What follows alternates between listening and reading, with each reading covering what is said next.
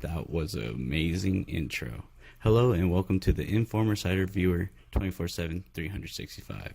I'm your narrator, Druki. Hey, there's a pic of me.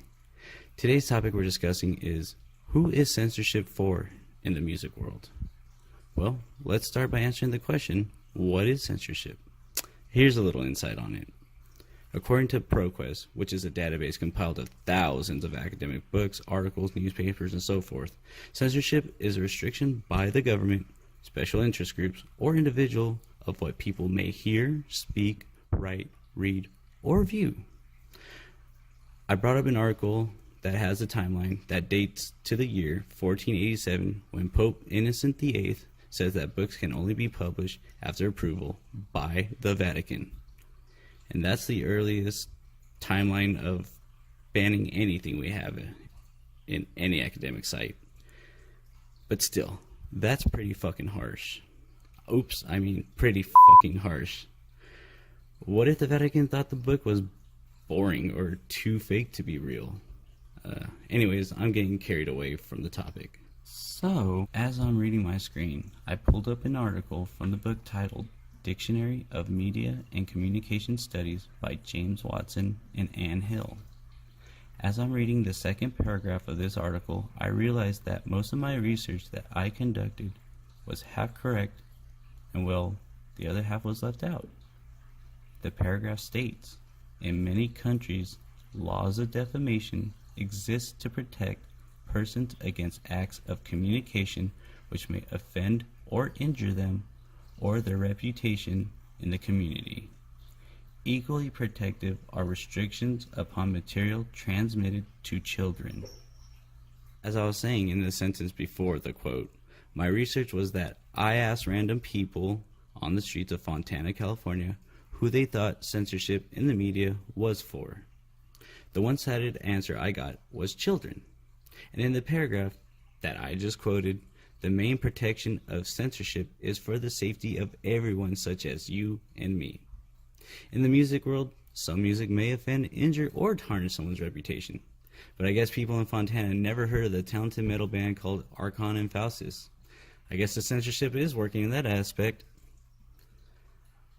But Watson and Hill also said material transmitted to children, which is why I said in my research findings were only half correct.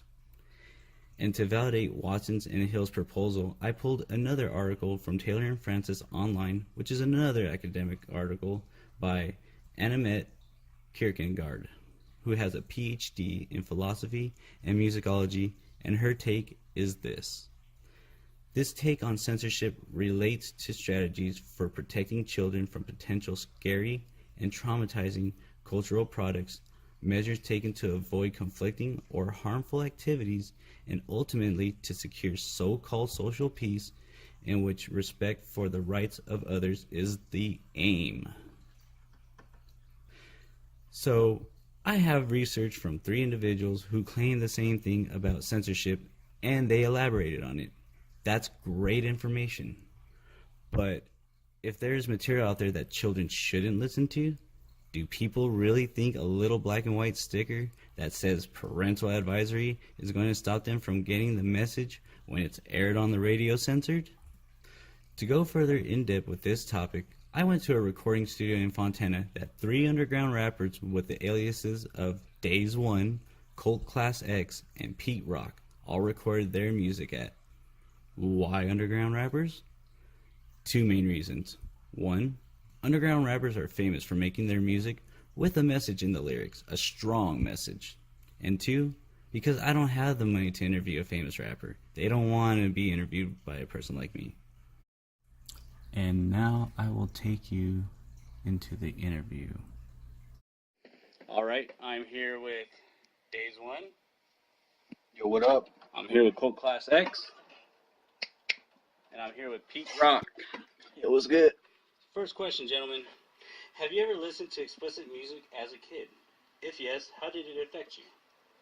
I'll take this one. My answer is yes, I have listened to explicit music as a kid.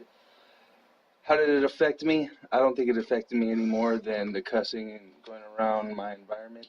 What about you? I was saying, man, my dad was freaking pretty explicit already.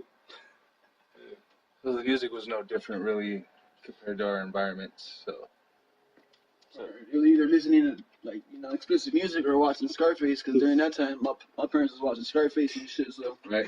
And that's a movie with cocaine and a lot of cussing. I think it just comes down to you being the parent and knowing when the right time for your child to hear that kind of stuff. Which that brings me to my next question. At what age do you think it's proper to expose someone to explicit content? Repeat comment. You know what I'm saying? It's really up to the parent to know better. Word. And the child's gonna let you know if he knows better. Also, I think because they'll probably be cussing already too.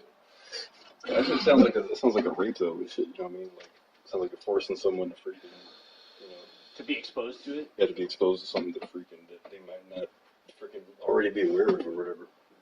That's pretty harsh. Alright guys, this brings us to my last question. As rappers and artists, as yourselves, should your art and or music be censored? Why or why not? Give me your thoughts on that. No, I don't think music should be censored. Why? I think to a certain extent it should be, to keep things proper and sort of just a The general public view? exactly, Yeah. Then we get into this debate on what's proper and what's not proper and for who. Right. I believe there's a time and place for When everything. you're trying to hear a song on the radio and like freaking every other word isn't there, the Right. track is like, it's like, what's the point in playing it? It takes the meaning away, you're saying? Yeah, definitely. Well, thank you, gentlemen, very much for this interview. I really appreciate it. And this is Drew signing out. And that about wraps it up for the Informer Cider Viewer 24/7, 365. Tune in next time when we discuss the topic of giving your significant other an angry pirate. Is it beneficial or just plain funny? I'm Andrew Santiago, aka Drewkey. Good night, everyone.